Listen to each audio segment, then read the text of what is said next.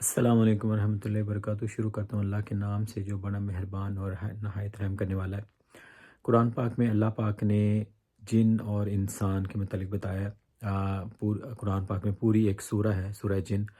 جن لوگوں کو جنوں پہ یقین نہیں ہے، جنات پہ یقین نہیں ہے کہ وہ ایگزسٹ کرتے ہیں یا ہیں، ان کو میں ایک ایسا واقعہ سنانے جا رہا ہوں جو میرے ساتھ پیش آیا تھا۔ امید ہے کہ آپ میری ویڈیو کو اینڈ تک سنیے گا کہ میرا اصل مقصد کیا ہے۔ یہ کچھ مہینے پہلے کی بات ہے۔ مجھے ایک جاننے والے تھے، انہوں نے مجھے ایک عورت کے متعلق بتایا تھا جو ان کے جاننے والی تھی، کہ ان کے اوپر کچھ چیزیں ہیں، اثرات ہیں، جن کی وجہ سے ان کے گھر میں لڑائیاں ہوتی ہیں۔ ان کی 1 سال کی بچی، 2 سال 1 سال کی بچی جو رات کو ایک طرف دیکھ کے اٹھ کے روتی رہتی ہے، اور ان کے گھر میں ایک کتا تھا جو ایک طرف دیکھ کے بھونکتا رہتا تھا۔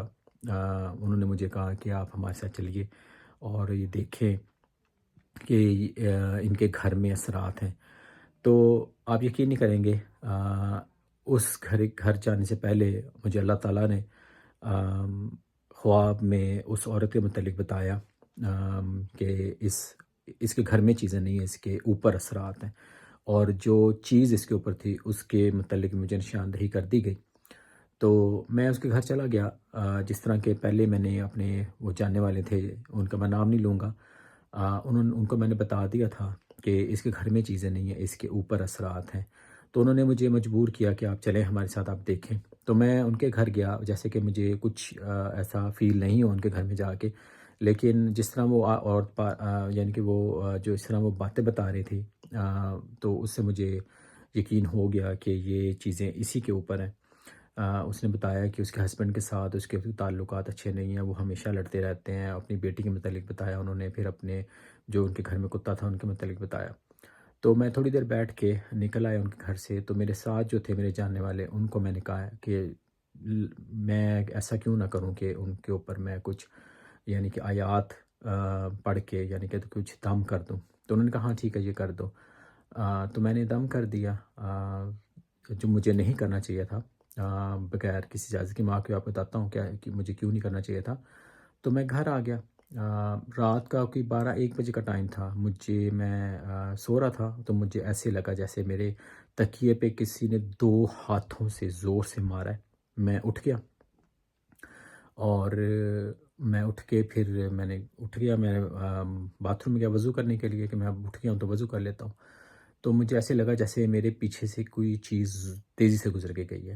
میں نے پھر اگنور کر دیا، تو میں نے کہا شاید میرا وہم ہو سکتا ہے۔ تو پھر میں یعنی کہ نوافل پڑھ کے اپنے روم میں آ کے بیٹھ گیا۔ تو مجھے ایسے لگا جیسے لگا نہیں مجھے، یعنی کہ سنا جیسے میرے دروازے پہ کوئی نوک کر رہا ہے۔ میں نے پھر اگنور کیا، تو میں تسبیح میں تھی، میں نے اذکار شروع کر دیے، اور پھر میرے کچن سے مجھے جو دراز تھے میرے کچن میں، وہ دراز یعنی کہ کھلنا اور بند ہونے شروع ہو گئے۔ یہ مجھے آوازیں آ رہی تھیں۔ تو ہوا یہ کہ وہ نان مسلم پرسن تھا، انسان تھا، یعنی کہ غیر مسلم تھا، جس پہ میں دم کرنے کی مجھے اجازت نہیں تھی، لیکن میں نے بغیر اجازت کے اس عورت پہ دم کر دیا، اور یعنی کہ اس کے اثرات جو تھے وہ میرے ساتھ آ گئے۔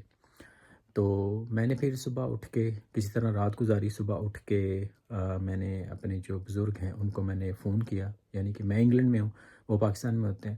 انہوں نے پہلے تو کہا کہ آپ کو اجازت کے بغیر کرنا نہیں چاہیے تھا، نان مسلم کو تو ہم دم کرتے نہیں کیونکہ ان کا یقین نہیں ہے ان چیزوں کے اوپر، اور ہمارے یقین ہے اللہ تعالیٰ پہ۔